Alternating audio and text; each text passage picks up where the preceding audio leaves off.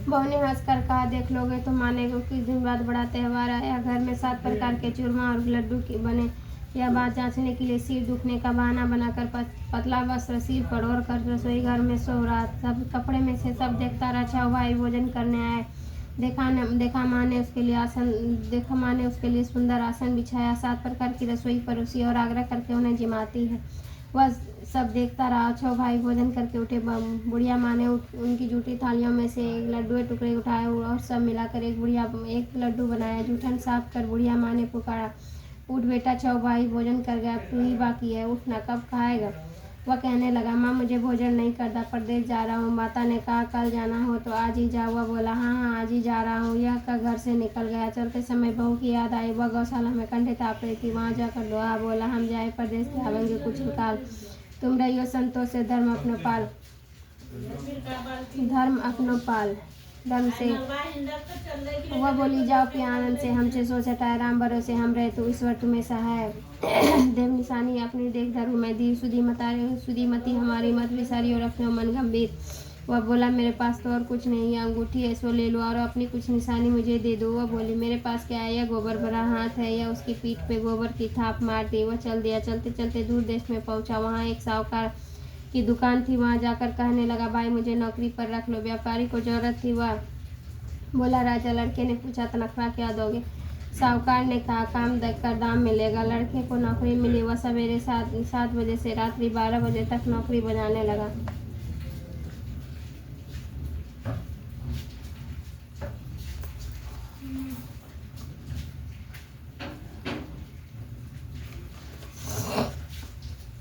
थोड़े दिन में दुकान का लेन देन, हिसाब किताब, ग्राहकों को माल बेचना आदि सारा काम करने लगा। बाद में सेठ ने उसे मुनाफे का हिस्सेदार बना लिया। 12 वर्ष में नामी हुआ सेठ बन गया। इधर सास ससुर उसकी बहू को दुख देने लगे। उससे सारी गृहस्थी का काम कराते थे। उसे लकड़ी लाने के लिए जंगल भेजते थे।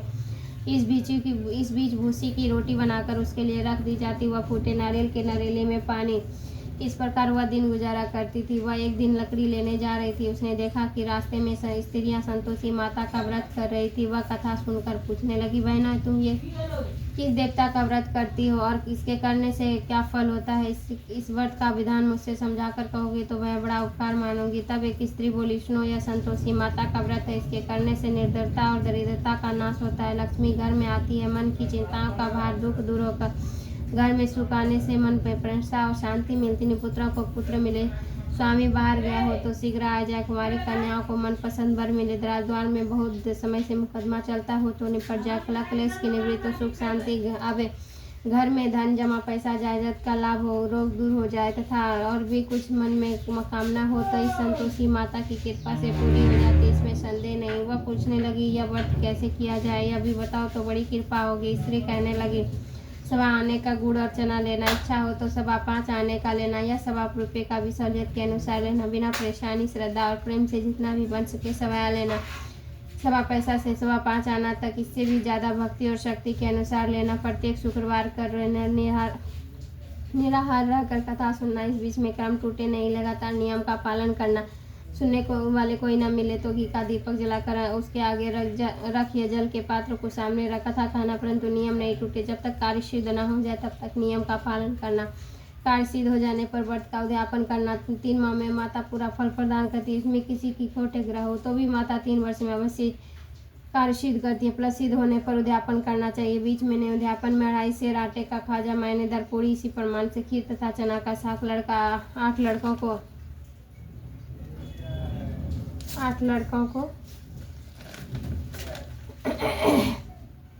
इसमें भोजन कराना। जहाँ तक हो सके देवर जाट भाई बंधु कुटुंब के लड़के लेना। ना मिले तो रिश्तेदार या पड़ोसियों के लड़के को बुलाना। उन्हें भोजन कराकर यथाशक्ति दक्षिणा देना। माता का नियम पूरा करना। उस दिन में घर में कोई कटाई न खावे। यह सुन बुढ़िया के लड़के की बहू जल्दी इस रास्ते में लकड़ी के बोझा को बेच दिया और उन पैसों से गुड़ और चना लेकर माता के व्रत की तैयारी की। आगे चली। सामने मंदिर देख पूछने लगी, सामने यह मंदिर किसका है। वह सब कहने लगे, संतोषी माता का मंदिर है। यह सुन मंदिर में जा माता के चरणों में लौटने लगी। दिनों विनती करने लगी, माँ मैं बड़ी दुखी हूँ, व्रत नियम कुछ नहीं जानती, मैं निर्धन हूँ, दुखी हूँ। हे माता जगजननी, मेरा दुख दूर कर, मैं तेरी शरण में हूँ। माता को दया आई। एक शुक्रवार बीता कि दूसरे शुक्रवार को ही उसके पति का पत्र आया और तीसरे शुक्रवार को उसके भेजा हुआ पैसा आया। यह देख जेठ जेठानी मुँह सिकोड़ने लगे, इतने दिनों में इतना पैसा आया, इसमें क्या बड़ाई है। लड़के ताने देने लगे, काकी के तो अब पत्र आने लगा, अब तो रुपया आने लगा, अब तो काकी की खातिर बढ़ेगी, अब तो काकी बोलने से भी नहीं बुलाएगी। बेचारी सलता से कहती, भैया कागज आवे रुपया आवे है तो हम सब के लिए ही अच्छा है। ऐसा कहकर आंखों में आंसू भरे संतोषी माता के मंदिर में जा मातेश्वरी के चरणों में गिरकर रोने लगी। माँ, मैंने तुमसे पैसा कम मांगा, मुझे न पैसे से क्या काम है, मुझे तो अपने स्वामी के से काम है, मैं तो अपने स्वामी के दर्शन और सेवा मांगती हूँ। तब माता ने प्रसन्न होकर कहा, जा बेटी, तेरा स्वामी आवेगा। यह सुनकर खुशी से बावली वो घर में जाकर काम करने लगी। अब संतोषी माँ विचार करने लगी कि इस भोली पुत्री को मैंने तो कह दिया है कि तेरा पति आवेगा, परंतु वह आवेगा कहाँ से, या तो उसे सौपन में भी याद नहीं करे, याद दिलाने के लिए मुझे ही जाना पड़ेगा। इस तरह माता जी उस बुढ़िया के बेटे के पास जाकर प्रकट हो कहने लगे, साहूकार के बेटे सो रहा है, जागता है। वह कहता है, माता सोता भी नहीं, जागता भी नहीं हूँ, बीच में हूँ, कुछ आज्ञा है। माँ कहने लगी, तेरे घर बार कुछ है या नहीं। वह बोला, माता मेरे पास सब कुछ है, माँ बाप है, बहू है, क्या कमी है। वह बोले, भोले पुत्र, तेरे घर वाली घोर कष्ट उठा रहे हैं, तेरे माँ बाप उसे बहुत त्रास दे रहे हैं, वो तेरे लिए तरस रही है, तो उसकी सूद ले। वह बोला, हाँ माता जी, वह तो मुझे मालूम है, परंतु जाऊँ कैसे, परदेश की बात है, लेन देन का कोई हिसाब नहीं, कोई जाने का रास्ता नजर नहीं आता, कैसे चला जाऊँ। माँ कहने लगी, मेरी बात मान, सवेरे नहा धोकर संतोषी माता का नाम लेगी, गाते दीपक जला दंडवत कर दुकान पर जा बैठते, देखते देखते तेरा लेन देन छूट जाएगा, जमा का माल बिक जाएगा, सांझ होते होते भारी डेढ़ लग जाएगा।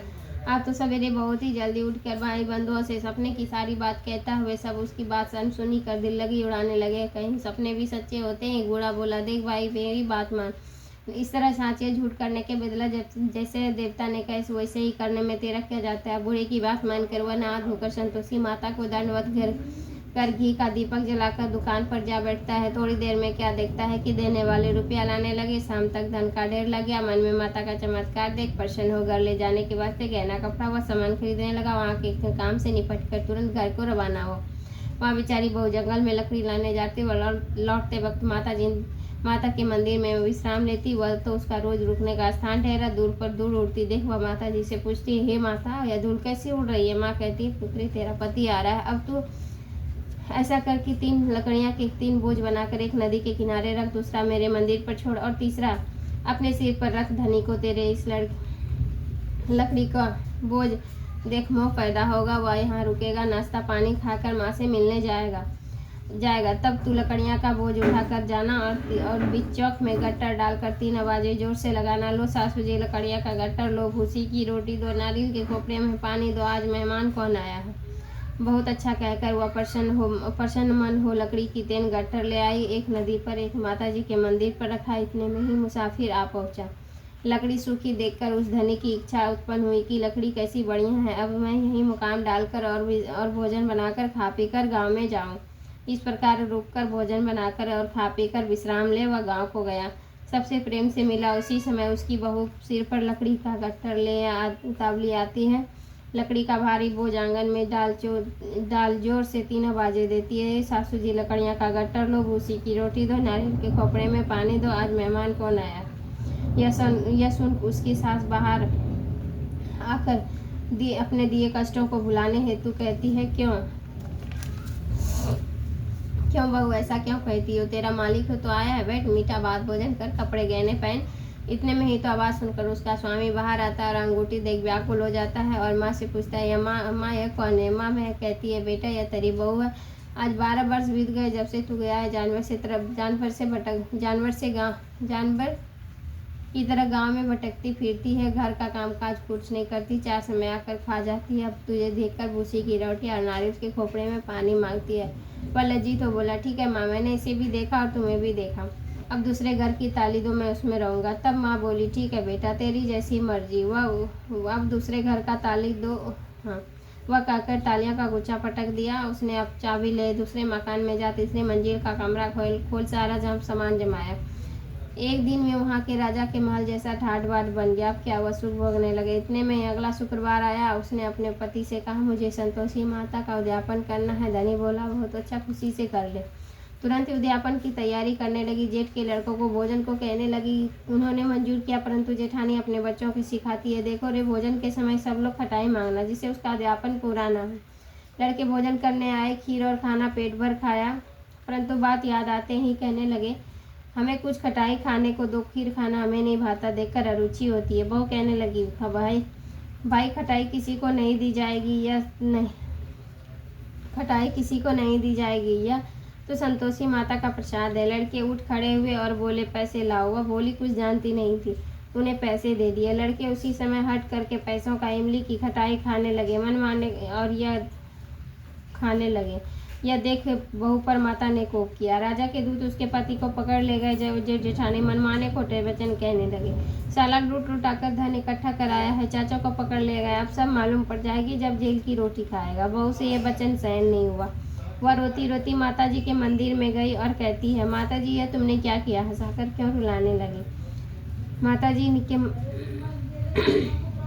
माता बोली, पुत्री, तूने अभिमान करके मेरा व्रत भंग किया है, इतनी जल्दी सब बातें भुला दी। वह कहने लगी, माता, भूली तो नहीं, ना कुछ अपराध किया है, मुझे तो लड़कों ने भूल में डाल दिया, मैंने भूल से ही उन्हें पैसा दे दिया, क्षमा करो।